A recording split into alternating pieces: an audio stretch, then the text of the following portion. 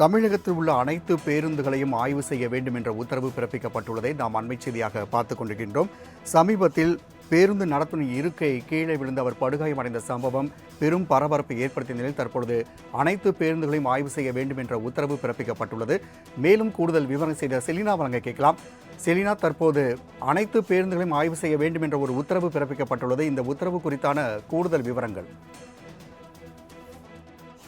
தமிழகத்தில் தொடர்ச்சியாகவே அரசு பேருந்து கழகத்தில் செயல்பட்டு வரக்கூடிய பேருந்துகள் என்பது பழுது அடைவது, அதே போல பேருந்து இருக்கைகள் கலண்டு விழுவது, படிக்கட்டுகள் கலண்டு விழுவது உள்ளிட்ட சம்பவங்கள் தொடர்ச்சியாகவே நடைபெற்று வரக்கூடிய நிலையில் நேற்று தலைமை செயலாளர் தலைமையில் ஆலோசனை கூட்டம் என்பது நடைபெற்றது. இதில் போக்குவரத்து துறை செயலாளர் கலந்து கொண்டிருந்தார்.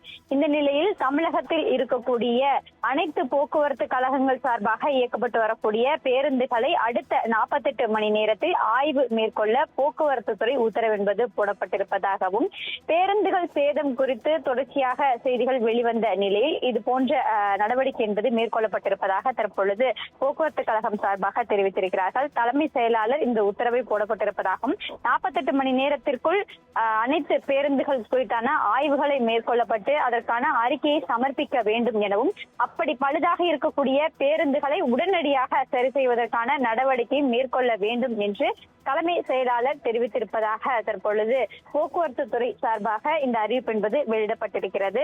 இது தொடர்பாக நேற்று பல்வேறு துறைகளுடன் இணைந்து ஆலோசனை என்பது மேற்கொள்ளப்பட்டதாகவும், இதற்கு பிறகாக தற்பொழுது இந்த நடவடிக்கை என்பது மேற்கொள்ளப்பட்டிருப்பதாகவும் போக்குவரத்து துறை சார்பாக தெரிவித்திருக்கிறார்கள். குறிப்பாக அடுத்த 48 மணி நேரத்திற்குள் அனைத்து பேருந்துகளிலும் ஆய்வு மேற்கொள்ளப்பட்டு எந்தெந்த பேருந்துகள் பழுதாக இருக்கிறது, அதே போல பழுது ஏற்பட்டிருக்கக்கூடிய பேருந்துகளை உடனடியாக சரி செய்வதற்கான ஆய்வு அறிக்கையை உடனடியாக சமர்ப்பிக்க வேண்டும் என்றும் உத்தரவு போடப்பட்டிருக்கிறது.